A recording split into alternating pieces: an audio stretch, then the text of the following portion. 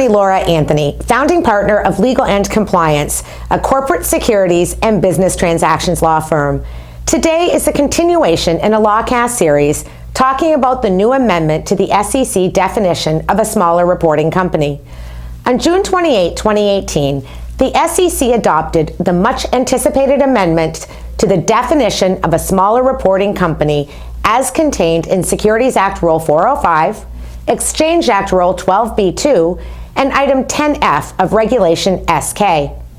In the last LawCast in this series, I went through the scaled disclosure requirements for smaller reporting companies under Regulation SK. Today, I will go through the scaled disclosure requirements for smaller reporting companies under Regulation SX. Rule 802, or 8-02, only requires 2 years for the income statements, cash flow statements, and changes in stockholders' equity instead of 3 years for a larger company. Rule 8-03, related to interim financial statements, permits certain historical financial data in lieu of separate historical financial statements of equity investees. Rule 8-04 only requires a maximum of 2 years of financial statements for businesses acquired or to be acquired instead of 3 years. Rule 8-05, related to pro forma financial information, has fewer instances in which pro forma financial statements are required for smaller reporting companies. Rule 8-06 only requires a maximum of 2 years of financial statements for acquisitions of properties from related parties, rather than 3 years. Rule 8-08 is far less stringent on the age of financial statement requirements. The new rules did not change the definition of either an accelerated filer or large accelerated filer.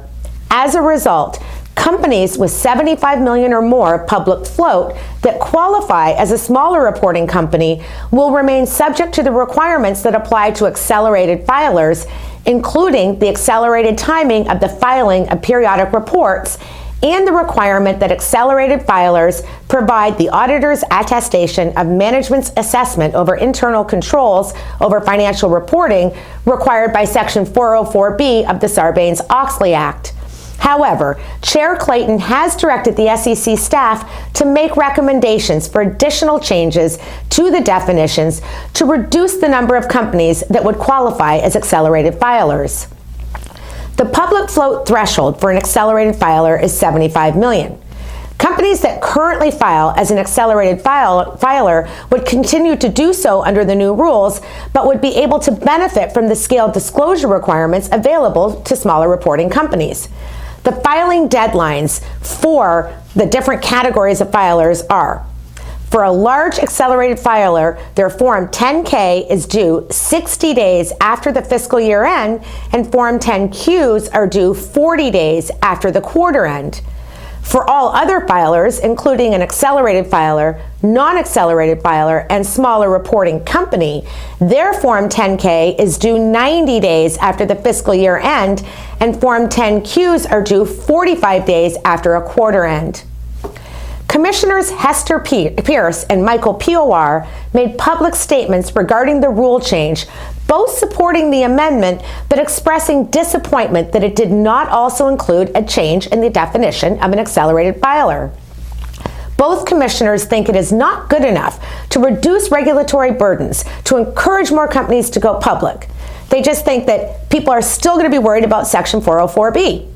Section 404B is one of the Sarbanes-Oxley Act is one of the largest burdens that face smaller public companies, and Commissioner Piowar believes that until that is changed, there will be no improvement in efforts to raise capital by these smaller companies. Ms. Pierce goes further, stating that the failure to make a conforming change to the definition of an accelerated filer will actually be confusing to companies. That is, prior to the rule change, a smaller reporting company was always exempted from Section 404B compliance. However, now that will no longer be the case. Ms. Pierce points to a poignant example from the comment letters that were received in response to the proposed rule. A group of biotech companies rightfully stated that the money spent on compliance for Section 404B is money that is not spent on research and development, and that smaller biotech companies are more interested in getting FDA approval than the auditor's blessing on internal controls, as are their shareholders and investors. On the upside, Chair Clayton has committed to continue to review this matter and work on changes to the definition of accelerated filer or changes to the requirements for Section 404B compliance. I'm Securities Attorney Laura Anthony, founding partner of Legal and Compliance and producer of LawCast. Should you have any questions about today's topic, please visit securitieslawblog.com and lawcast.com or contact me directly. Inquiries of a technical nature are always encouraged.